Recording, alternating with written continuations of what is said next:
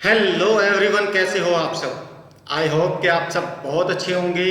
और अगर आप अच्छे नहीं हो तो मैं दुआ करता हूं कि आप लोग बहुत जल्दी अच्छे हो जाए। चलिए अब हम चलते हैं चैप्टर 9 के पार्ट 4 पर। ऑलरेडी पार्ट 3 यहाँ से डिलीवर हो चुके हैं, जिसमें आपने काफ़ी कुछ अच्छी अच्छी चीज़ें सीखी है। वो क्या क्या सीखा मैं आपको बता देता हूँ। जो अपना पार्ट चल रहा है वो चल रहा है चैप्टर 9 का पार्ट 3, जो ऑलरेडी डिलीवर हो चुका था। चैप्टर 9 क्या है हमारा? चैप्टर 9 है आइडेंटिफाई योर नेक्स्ट 1000 कस्टमर। यानी कि आप अपने जो 1000 कस्टमर्स होंगे उनकी पहचान कैसे करोगे। तो इस चैप्टर के ऑलरेडी 3 पार्ट हम डिलीवर कर चुके हैं और अब हम चलने वाले हैं पार्ट 4 के ऊपर। ठीक है, पार्ट 4 में इम्प्लीमेंटेशन 3 में ऑलरेडी आप सीख चुके हो। तो पार्ट 3 में जो लास्ट हमने छोड़ा था वो छोड़ा था कि रीथिंक योर टारगेट मार्केट। ऐसा हो सकता है कि सपोज मान लो बहुत सारी चीज़ें करने के बाद आपको रिजल्ट ऐसा ना मिले जैसा आपने सोचा था, जैसा आपने चाहा था, उस तरीके का रिजल्ट ना मिले। तो आपको क्या करना है? आपको रीथिंक करना है, यानी कि दोबारा सोचना है, दोबारा समझना है जो आइडल मार्केट आपने चूज की है क्या वो परफेक्ट है। अगर वो परफेक्ट है तो फिर आपको बाउंस बैक करना है या आपको दोबारा खड़ा होना है ताकि आप और अच्छे से कर सको। और जो भी कमियां आपको लगी है या जो भी रिसर्चेस आपने की थी, जो भी प्रॉब्लम्स आई है, उनको आप फुलफिल करके दोबारा से मार्केट में जा सकते हो। तो ये आपने सीखा था चैप्टर 9 के पार्ट 3 के अंदर। अब हम चलने वाले हैं पार्ट 4 में। और पार्ट 4 में मैंने आपको बताया था कि अगर आप फेल होते हो, अगर आप किसी कारणवश फेल होते हो या कोई दिक्कत आती है या कोई प्रॉब्लम्स आती है, तो आपको करना क्या है? आपको दोबारा एक वर्कशीट बनानी है। अब वो वर्कशीट क्या बनानी है उस पर चलते हैं। ठीक है, तो यहाँ पे create a worksheet for 100 new customer. यानी कि ऑलरेडी आप जो मार्केट में गए थे, जो भी चीज़ें आपने सीखी, जो भी चीज़ें आपने समझी, वहाँ आपको थोड़ी सी दिक्कत हुई, थोड़ी प्रॉब्लम्स आई, आप वो चीज़ नहीं कर पाए जो आप करना चाहते थे। आपके 1000 कस्टमर से में से हो सकता है आपको 2 4 10 20 30 40 50 तक ही मिले हो, बाकी आप 10% का आंकड़ा ना अचीव कर सके हो।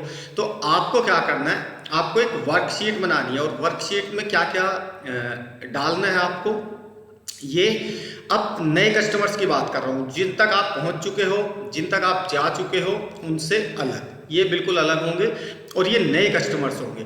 तो उसमें आपको जो वर्कशीट बनानी है वो किस तरह की बनानी है, उसमें जो इन्फॉर्मेशन देनी है वो क्या क्या देनी है, पहले उसको सुनो। Number 1, demographic. डेमोग्राफिक में क्या आता है? जैसे मान लो सपोज, एक सेकंड में आपको शीट भी खोल देता हूँ भाई।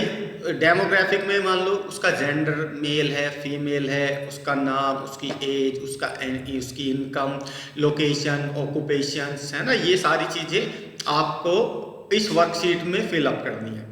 अब इस वर्कशीट में फिलअप करने के बाद आपको कुछ चीज़ों का बहुत ज़्यादा ध्यान रखना है। जैसे भाई डेमोग्राफिक इंफॉर्मेशन उसकी आपके पास होनी चाहिए। उसकी जो तुम्हारा मतलब साइकोग्राफिक्स होती है वो भी आपके पास होनी चाहिए। भाई उसकी सोचता कैसे है, समझता कैसे है, किस तरह का माइंड सेट है, ओवरऑल प्रोफाइल आपके पास उसकी होनी चाहिए। फिर आपको जो देखना है वो देखना है कि जो कस्टमर्स का full life cycle use case है, जो मैंने ऑलरेडी आपको समझाया था कि full life cycle use case, यानी कि वो प्रोडक्ट जो आपसे मिलता जुलती कोई कंपनी है, जो आपका प्रोडक्ट आप ही की तरह का कोई मिलता जुलता प्रोडक्ट बना रही है और कस्टमर उससे परचेज कर रहे हैं, तो उसका फुल लाइफ साइकिल मतलब full life cycle use case देखना है। अब वो कैसे देखना है उसको थोड़ा सा मैं आपको अच्छे से समझा देता हूँ कि सपोज मान लो कोई भी प्रोडक्ट है जो दूसरी कंपनी भी बनाती है और आपने भी बनाया है। आपका प्रोडक्ट अभी नया है और ऑलरेडी पुरानी कंपनी पहले से बना रही है।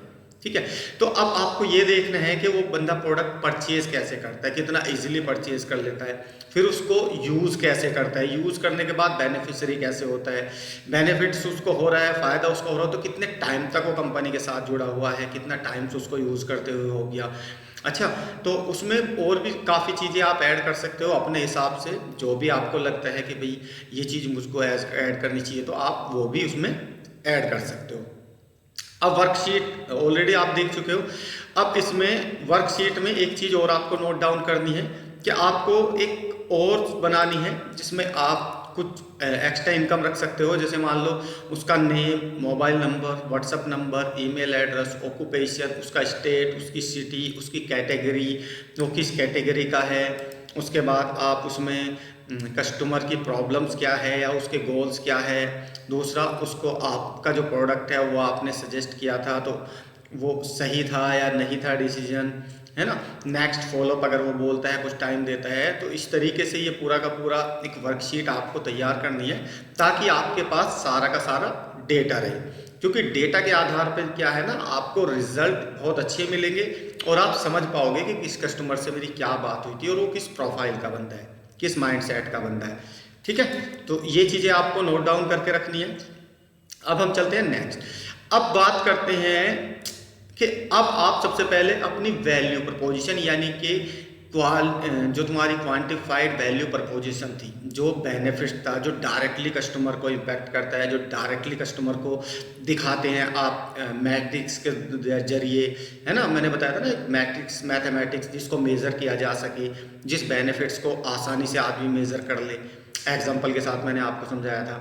ठीक है, तो वो भी आपको ध्यान में रखनी है कि ये जो मेरे कस्टमर्स थे, जो फेल हुआ मैं, या कोई रीज़न रहा जिसकी वजह से मैं उतने अचीव नहीं कर पाया जितने मुझको अचीव करने थे, तो मेरी वैल्यू प्रपोजिशन में कोई कमी तो नहीं है, कोई ऐसी चीज़ तो नहीं है कि भाई जो दिक्कत क्रिएट कर रही हो।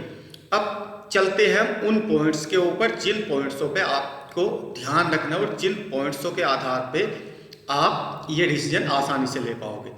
ये तो था, मैंने वर्कशीट तक बताया आपको, बट मैं अब उन पॉइंट्स पे चल रहा हूँ जो आपको बहुत डीपली और बहुत डिटेल्स में समझ में आएंगे कि भाई किस तरीके से हम नेक्स्ट जो कस्टमर्स हमारे होंगे अब 100, उन पे कैसे काम करना है।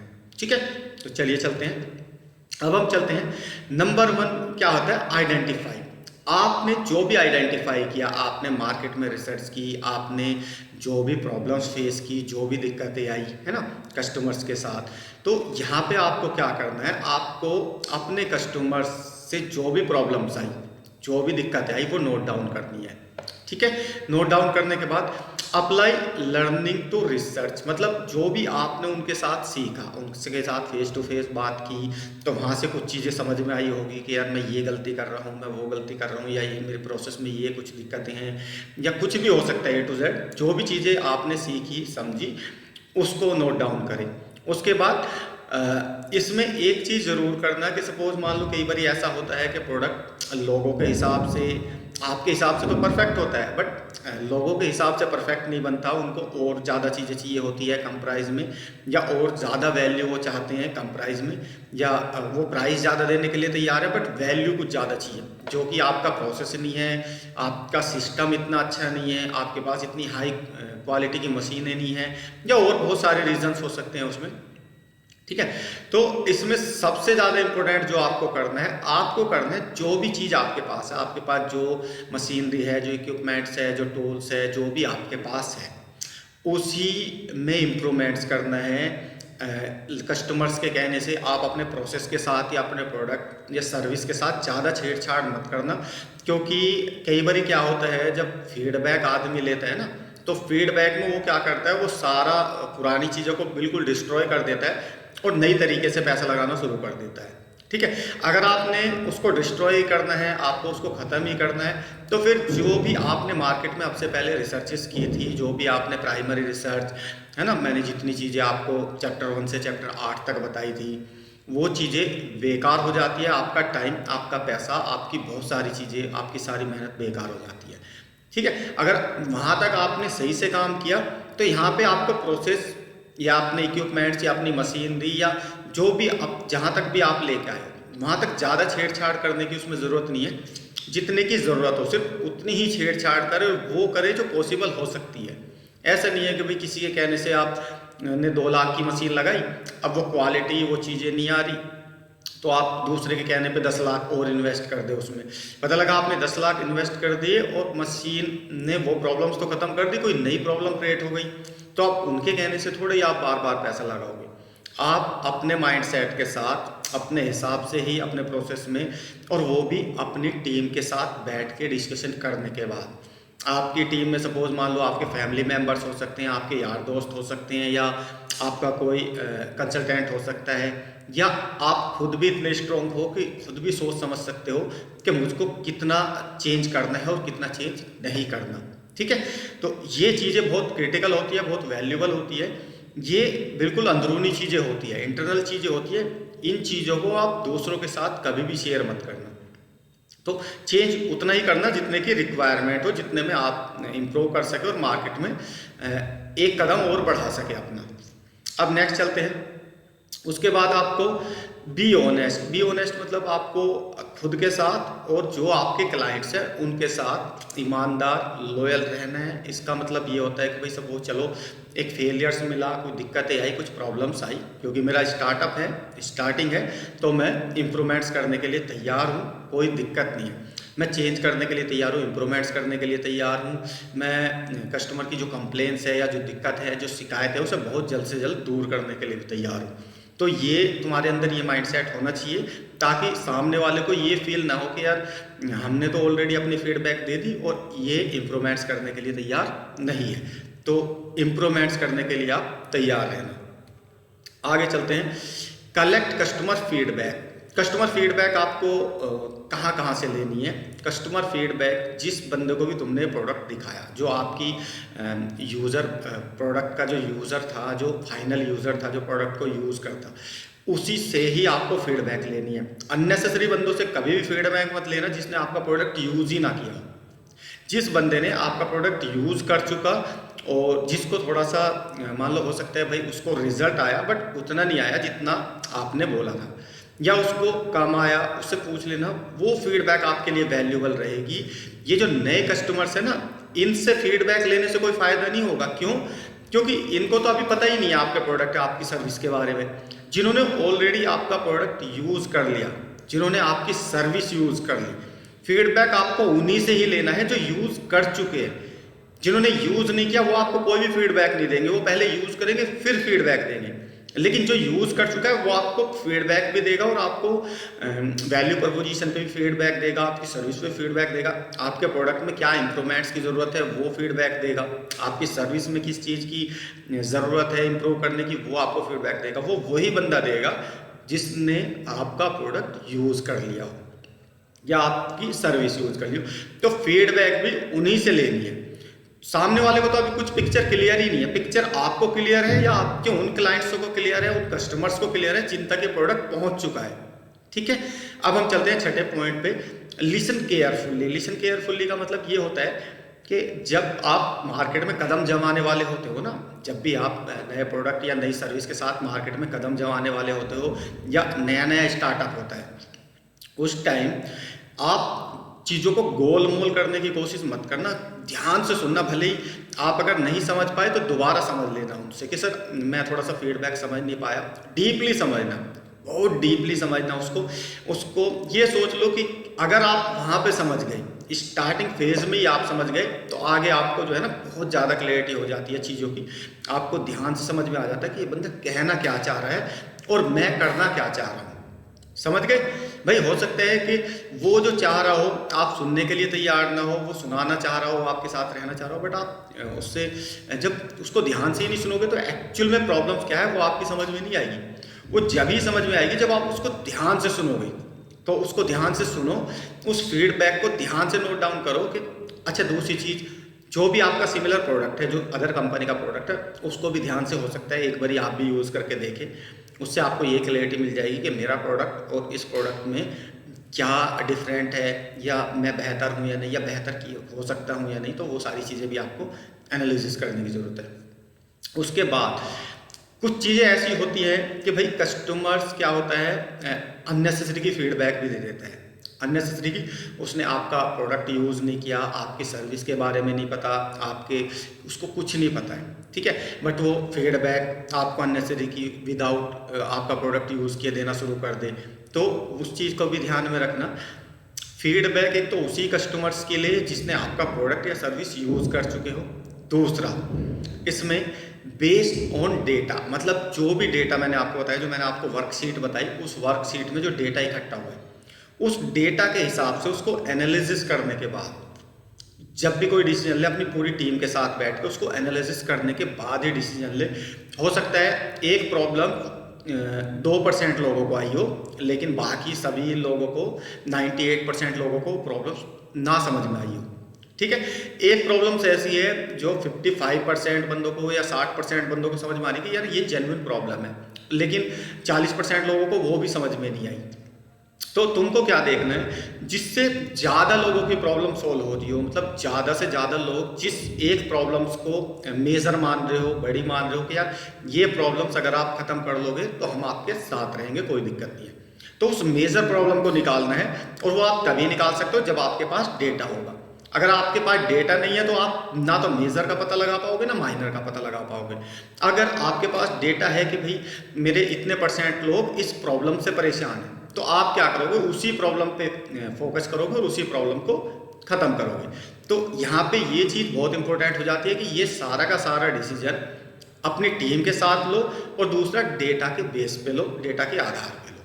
ठीक है, चलिए अब हम चलते हैं। ये तो था हमारा ऑलरेडी चैप्टर 9 का पार्ट 4 जो ऑलरेडी यहाँ से डिलीवर हो चुका है। और मैं चाहता हूँ कि आप लोग जब दोबारा अपने पैरों पे खड़े होंगे, मार्केट में मान लो कोई दिक्कत है, कुछ परेशानी आई, तो इन पॉइंट्सों को ध्यान में रखते हुए जब दोबारा अपने पैरों पे खड़े होंगे तो डेफिनेटली आप इन 100 कस्टमर्स में से बहुत अच्छा इंप्रूव करके बहुत अच्छा अचीव कर लोगे। ठीक है, तो आज के लिए इतना ही। अब हम चलते हैं नेक्स्ट चैप्टर के ऊपर। नेक्स्ट चैप्टर में आपको जो सीखने को मिलेगा वो सीखने को मिलेगा आइडेंटिफाई योर ओरिजिन वैल्यू। ठीक है, जो ओरिजिन वैल्यू होती है या इसको कोर वैल्यू भी बोलते हैं, जो आपकी, अगर मैं बोलूँ ये आपकी स्ट्रेंथ होती है आपका। अगर मैं बात करूँ तो ये बहुत मजबूत चीज़ होती है एक तरीके से। अगर मैं बात करूँ, ये आपकी एक ऐसी वैल्यू होती है जिसमें आपको कोई हिला नहीं सकता, कोर वैल्यू। ठीक है, अब कोर का जो पता होता है ना, ये ऑर्गेनाइजेशन को ही पता होता है, कोर वैल्यू का पता किसी और को होता ही नहीं। कंपनी को अपनी कोर वैल्यू पता होती है, एक बंदे को अपनी कोर वैल्यू पता होती है कि उसकी कोर वैल्यू क्या है। अब हम बात करते हैं डिफाइन योर कोर वैल्यूज। ठीक है, इस पे बात करेंगे, और ये है चैप्टर 10 जिसका पार्ट 1 ऑलरेडी आपको कल डिलीवर हो जाएगा। तो आज के लिए इतना ही, मिलते हैं अपने नेक्स्ट चैप्टर में। इससे पहले मैं इसकी ओवरऑल समरी आपको डिलीवर करूंगा, क्योंकि ये जो पार्ट था ना, ये बहुत क्रिटिकल पार्ट था, जिसमें आप 1000 कस्टमर्स को लाने के लिए तैयार हो चुके हो और अपने स्टार्टअप को सफल बनाने की जो जर्नी आप शुरू कर चुके हो। तो इस पर मैं एक ओवरऑल समरी भी दूंगा ताकि आपको और अच्छे से क्लैरिटी हो जाए कि कैसे कैसे स्टेप बाय स्टेप्स को करना है। ठीक है, तो आज के लिए इतना ही, मिलते हैं फिर नेक्स्ट वीडियो में। Thank you so much. अगर मेरी वीडियो आपको अच्छी लगी हो तो please like, share and subscribe ज़रूर कर देना, और अपने दोस्तों को या फ्रेंड्स को जो भी स्टार्टअप शुरू करना चाहता हो या अपना खुद का बिजनेस शुरू करना चाहता हो, तो ये जो प्लेलिस्ट मैंने ऑलरेडी आपको डाली हुई है, इस प्लेलिस्ट को उसको सेंड कर देना, ताकि वो चैप्टर 1 से चैप्टर 8 में एक बेसिक इन्फॉर्मेशन, एक बेसिक एजुकेशन ऑफ बिजनेस यहाँ से ले सके। तो थैंक यू वेरी मच। मिलते हैं अपनी नेक्स्ट वीडियो में और चैप्टर 10 के पार्ट 1 में। Okay, thank you.